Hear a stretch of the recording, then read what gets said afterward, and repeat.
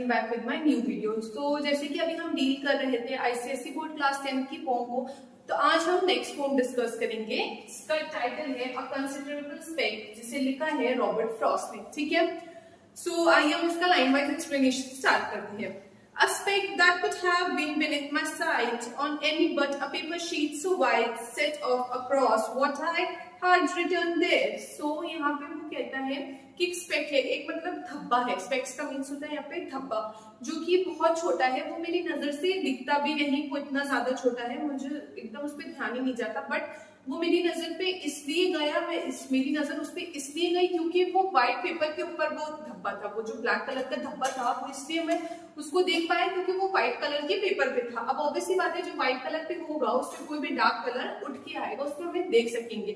But उसकी size बहुत छोटी थी, ठीक है, और वो हिल भी रहा था जब मैं वहां पे लिख रहा था। तो जो हमारे राइटर हैं, मीन्स जो हमारे पोएट हैं, उनको जब लिख रहे थे एक व्हाइट कलर के पेपर पे, तो उनकी नजर गई एक धब्बे पे, एक स्पॉट पे जो कि हिल रहा था। ठीक, and I had idly poised my pen in air to stop it with a period of ink when something strange about it made me think this was no dust speck by my breathing blown, but unmistakably a living might with indications it could call its own. ठीक है, तो might का means यहाँ पे होता है insect, और indications की मीन्स होती है नेचुरल तरीके से जीना। तो अब मैं इसकी आपको लाइन वाइज एक्सप्लेनेशन देती हूँ। तो फ्रॉस्ट कहते हैं कि मैं इस धब्बे को दबाने ही वाला था, अपनी जो पेन थी मेरी, मैं उसको नीचे रखने वाला था, उसको मैं दबाने वाला था, इसको, इस डस्ट को जो था, ये जो धब्बा था, उसको मैं दबाने वाला था। बट मैंने ऐसा नहीं करा, मैं अपनी पेन उठा लिया और उसको हवा में रखा हुआ था। क्यों? क्योंकि जब मैं गौर करा तो वो हिल रहा था। पहले तो मुझे लगा शायद ये जो धब्बा है वो मेरी सांसों की वजह से हिल रहा है। जैसे हम सांस लेते हैं तो हमारे सामने जैसा पेपर्स होते हैं, हम सांस ले रहे हैं तो वो हिलने लगते हैं।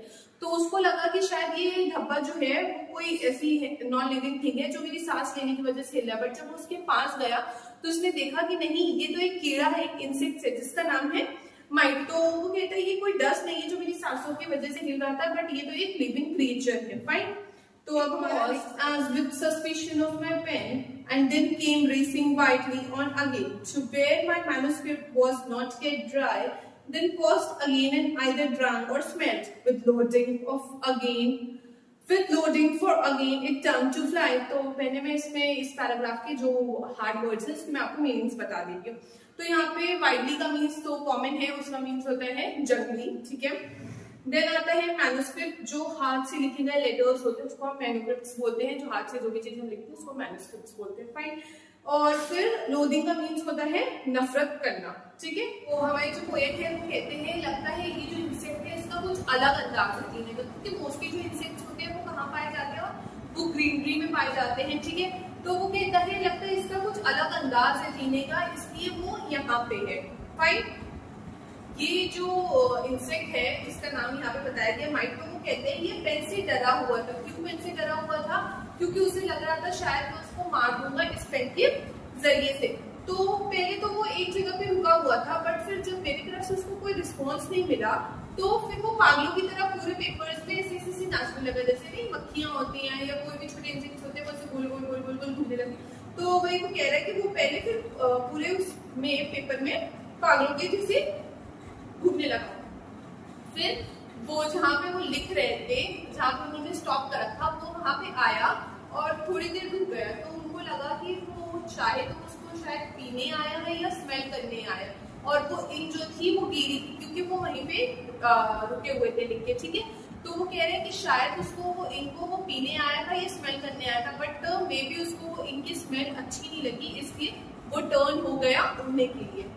ठीक, अब हमारा नेक्स्ट आंसर है with an intelligent idle, it seemed too tiny to have room for feet, yet must have had a set of them complete to express how much it didn't want to die. It ran with terror and with cunning threat.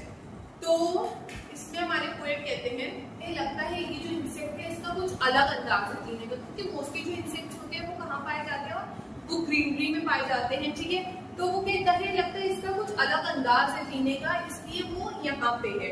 Fine, ये जो insect है जिसका नाम यहाँ पे बताया गया might, को वो कहते हैं ये पेन से डरा हुआ था। क्यों पेन से डरा हुआ था? क्योंकि उसे लग रहा था शायद मैं उसको मार दूंगा इस पेन के जरिए से। तो पहले तो वो एक जगह पे रुका हुआ था, बट फिर जब मेरी तरफ से उसको कोई रिस्पॉन्स नहीं मिला तो फिर वो पागलों की तरह पूरे पेपर्स में ऐसे ऐसे नाचने लगा, जैसे नहीं मक्खियां होती हैं या कोई भी छोटे इंसेक्ट्स होते हैं वैसे गोल गोल गोल गोल गोल घूमने लगे। तो वही वो कह रहा है कि वो पहले फिर पूरे उसमें पेपर में पागलों के जैसे घूमने लगा।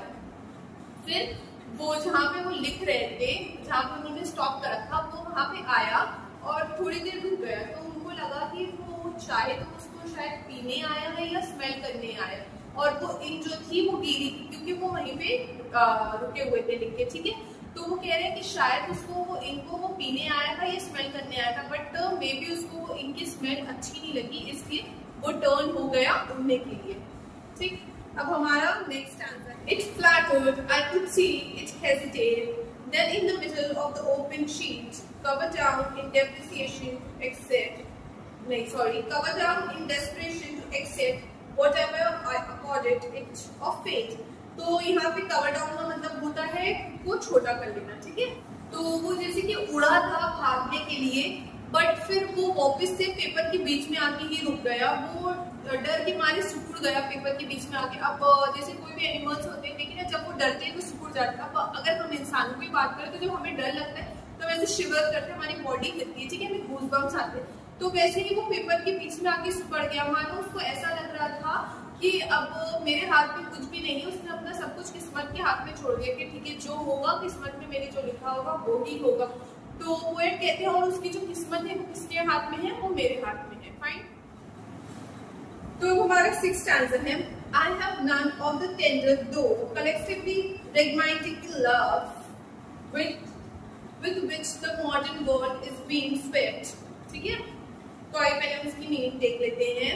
तो यहाँ पे जो टेंडर देन दो का है वो एक फ्रेज है, मतलब उसका मतलब होता है सॉफ्ट जेंटल। बट वो जो एक इंसान होता नहीं है जो एक हद से ज्यादा सॉफ्ट जेंटल होने का दिखावा करता है, वो इसकी बात कर रहे हैं, ठीक है। और कलेक्टिविटी का मीन्स यहाँ पे होता है मेजॉरिटी ग्रुप, ठीक है। और यहाँ पे जो रेगमेंटिक है उसका मतलब होता है कंट्रोल करना। और माइक्रोस्कोप का मतलब होता है यहाँ पे कि बहुत छोटी चीज जिसको हम माइक्रोस्कोप की हद से देख सकते हैं, ठीक।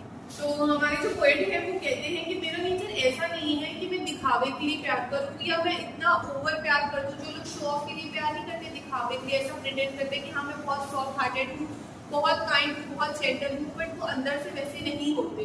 तो वही पोएट यहाँ पे कहता है कि मेरा नेचर ऐसा नहीं है कि मैं दिखावे वाला प्यार करूँ और सिर्फ कुछ लोगों को प्यार करूँ। जैसे आज के टाइम में लोग होते हैं, मेजॉरिटी लोग वैसे होते हैं जो किसे प्यार करते हैं, पैसे वालों को प्यार करते हैं, ठीक है। तो वो कहता है कि मेरा नेचर एकदम ऐसा नहीं है कि मैं मेजॉरिटी के साथ जाऊँ, मैं पैसे वालों के साथ जाऊँ, मैं उन्हें प्यार करूँ, बट मैं सबको प्यार करता हूँ, मैं सबके साथ एक जैसा बिहेव करता हूँ, मैं सोसाइटी के हिसाब से नहीं चलता हूँ। मेरा जो नेचर है उन सबसे अलग है और मैं ऐसा भी प्यार नहीं करता हूँ जो तुम्हें इरिटेट लगे और जो शो ऑफ के लिए हो। मेरा जो प्यार है वो नेचुरल है, ठीक है। अब हमारा 7th स्टैंडर्ड है, but this poor microscopic item now, since it has nothing I knew ever of, I let it lie there till I hope it slept. तो माइक्रोस्कोपिक का मतलब होता है बहुत छोटी चीज और आई होप इट स्टेप का मीन्स होता है वापस घर चला जाए। रॉबर्ट फ्रॉस्ट कहते हैं कि वो जो इंसेक्ट है वो बहुत छोटा है, उसने मुझे तो कोई तकलीफ नहीं दी, उसने मुझे कुछ हर्ट नहीं करा, तो मैं भी उसे कोई तकलीफ नहीं दूंगा, मैं भी उसे कोई प्रॉब्लम नहीं फेस करने दूंगा, उसको हर्ट नहीं करूंगा जब तक वो अपने घर वापस ना चला जाए, वापस छोड़ के अपने घर वापस वो ना पहुंच जाए। तो मैं भी उसको कोई प्रॉब्लम नहीं दूंगा, कोई तकलीफ नहीं दूंगा, ठीक है। अब हमारा लास्ट आंसर है, I have a mind myself and recognize mind when I meet with it in any guise. No one can know how glad I am to find on any sheet the least display of mine. तो poet कहते हैं कि जैसे उसका mind intelligence दिखाता है और वो अच्छा एक्ट करता है जब भी कोई प्रॉब्लम होती है, तो वो मतलब अपने इंटेलिजेंस के हिसाब से जो उसको बेस्ट लगता है वो वैसे एक्ट करता है। तो इसी तरह वो जो एक छोटा सा कीड़ा है उसका भी दिमाग उसको जिस हिसाब से गाइड कर रहा है, उसकी इंटेलिजेंस बता रही है, तो वो उसी हिसाब से काम कर रहा था। जब उसको डर लगा तो वो सिकुड़ गया नहीं। तो वही वो कहता है कि मतलब एक छोटे से इंसेक्ट के अंदर इतनी ज्यादा इंटेलिजेंस होती है, वो कितने अच्छे से एक्ट कर रहा था। तो पोएट कहते हैं कि इतनी अच्छी इंटेलिजेंस देखिए वेदर उसकी फॉर्म कोई भी हो, उसकी साइज कोई भी हो, तो बहुत अच्छा लगता है। तो ये आता है कि हमारे जो पोएट है वो कहते हैं इंटेलिजेंस तो सबके पास होते हैं, बट उसका बेस्ट पार्ट ये होता है कि हम उसको यूज कैसे कर रहे हैं। और बताओ, इतनी छोटी सी चीज है, गॉड ने उसको बनाया हुआ है, बट उसके पास कितना अच्छा दिमाग है। जैसे इंसान अपने दिमाग को अच्छी जगह यूज करते हैं, वो भी अपनी आप की जान बचाने के लिए कितनी अच्छे से अपने दिमाग को यूज कर रहा था। और दूसरी चीज वो इस बात पे फोकस करते हैं कि आज के टाइम में कितनी मतलब यूजलेस राइटिंग्स इंसान लिखते हैं, कोई उसका मतलब नहीं होता है, कोई उसका कॉन्टेक्ट नहीं होता है, कोई उसका रेफरेंस नहीं होता है, पर लोग लिख देते हैं। तो उनके वो अपनी इंटेलिजेंस क्यों नहीं यूज करते हैं, जब इतना छोटा सा एक इंसेक्ट अपनी इंटेलिजेंस यूज कर सकते हैं। सो आई होप आपको ये पोएम समझ में आई होगी। अगर आपको कोई भी डाउट हो तो प्लीज आप कमेंट करें, मैं सबका रिप्लाई करूँगी। थैंक यू फॉर वॉचिंग, तब तक के लिए बाय बाय।